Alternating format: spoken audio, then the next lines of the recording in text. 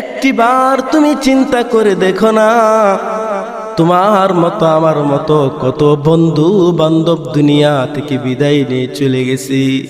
কত লাশকে নিজ হাত দিয়ে কবরের ভিতরে নামালাম, কত মানুষকে নিজ হাত দিয়ে ধুইলাম, কত মানুষের কাফনের কাপড় বন্ধুরে তুমি আমি পরাইলাম, কত মানুষকে নিজ হাত দিয়ে কবরে নামাইলাম। প্রতিবেশী কত মানুষের জানাজার ভিতরে তুমি আমি শরীক হয়েছি।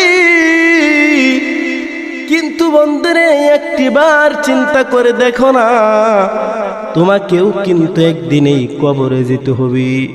হাজার হাজার মানুষ তোমার জানাজার ভিতরে শরীক হবে।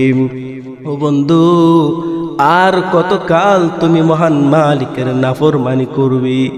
আর কত বৎসর যাবৎ তুমি মহান মালিকের হুকুম নামাজগুলা তুমি যথাযথ সময়ে পালন করবে না?